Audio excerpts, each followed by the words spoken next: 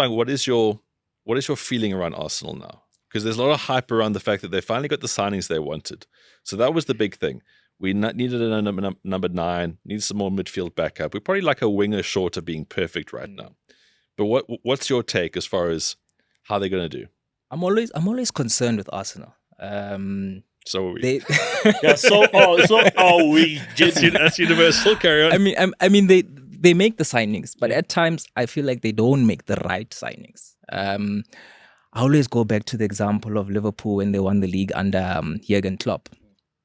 He went out, signed Virgil van Dijk, Alisson in goal. Yes, it's a team sport, but the difference that some of these players can make. Spine. Yeah, and Arsenal, I don't always feel like they go out and sign those types of players. They signed some talented players. I mean, Victor Gyökeres up front is a good signing to have. Madueke, I don't know if he's going to get ahead of Saka or Martinelli on the other side. He's more spare parts, to be honest. You know, he's probably a bit light, as my dad would say. So why are you going for that parts, where yeah. you could try and find players who are going to come in and really change the team, like leaders in the dressing room? But I don't see that. And that's why I feel like they just unable to go beyond that second spot. They need that extra something. Yeah, for me, it's really got nothing to do with the players now. It's a real test of Michael Arteta, because I think this is the last dance if he doesn't lift. Oh, it very much is. You think so? Yeah, I think No, it is. because It has to be. Because once you get and we'll talk about it when we're talking about Chiefs, is you've got to taste the winning culture. Coming second sometimes becomes repetitive. It becomes we can't get over the hump. It becomes a mental thing. And right now, Michael Arteta has had such a drought where it kind of feels inevitable. Even when I speak to Arsenal fans, there's no optimism. There's no, we're going to get over the hump. He has to change the culture this season. And unfortunately, it's across all tournaments for Michael Arteta. He needs to go run deep in the FA Cup. He needs to run deep in, Carling Cup. And most importantly, he has to run deep in the Champions League, which is going to affect the EPL, because my biggest issue with that squad, once again, if Odegaard goes down, if Saka goes down, can they go all the way?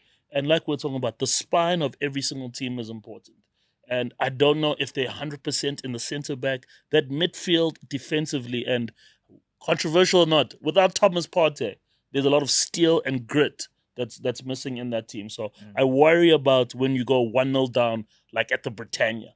How are you going to will yourself? It's not going to be entertaining football. We need to get a goal. And I want to see if they're going to adjust and start crossing the ball. That is, for me, the interesting part with such a big striker. Because he likes the ball in the air. He likes the ball, at feet. So they can't hold on and play the sexy Arsenal football like they've traditionally done. Yeah, I think it'd be a massive disservice for me to try and take conversation away from those points, because they're all good points. Oh, thank you. I appreciate that. But they really are. I'm not going to be like one of those one-eyed Arsenal fans that go, yeah, but. So for me, when I look at this and go, we've been calling for this number 9 for quite a while now, right? Everybody, even your haters. Arsenal have become so used to having these bits and pieces guys going forward, with Havertz maybe in the box, Trossard maybe making a run. But Jesus as well. But now, as you say, you need an actual game plan for this guy. It's one thing about getting him and buying him. Yeah. How do you really use him now? And he's come from Portugal. Yeah, from Sporting. Okay, yeah. So again, there's a lot of pressure on him, and I'm not saying he hasn't got the minerals, but this is a guy who, as you say, they have to win this season. This guy needs to be a 30 goals a season guy right off the bat. Yeah. So as much as I'm massively positive, optimistic, all these kind of things, that kind of stuff weighs at me a little bit. It's like, this guy's not going to have a season to try get into English football. He has to be that guy. Hit the ground right. And go ahead. I mean, sorry, you make a good point there about playing to his strengths. Chelsea signed Lukaku at some point under Thomas Tuchel, and I felt that they didn't play to his strengths. They tried to keep the ball, but Lukaku is a guy that he needs the service all the time. And if you have a striker that you sign, and especially pay a lot of money for, you need to then have a system that allows him to succeed, or else you're setting him up for failure. Totally. And you spend so much money on the guy. So you're right. He has to come in and deliver, but Arsenal themselves, Mikel Arteta, have to play a role in making sure that they have a system that suits him and allows him to score goals. Yeah, last thing I want to say about Michael Arteta, because he hasn't done himself any favors in this preseason. I mean, you don't go and lose to Spurs and already get, your fan base on edge. You know, those are the games. Give us a draw, give us something.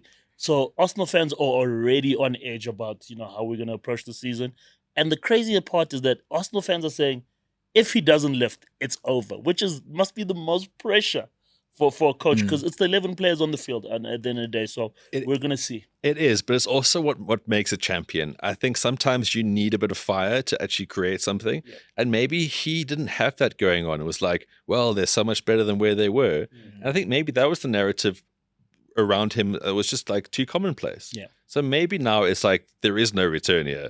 Dude, like the boat's already burned. Like, you got to do this now. Yeah. Maybe that's been the missing thing all the time. Like, again, I can shit talk this because I'm an Arsenal fan, but I want this to be the season. I'm not just saying it.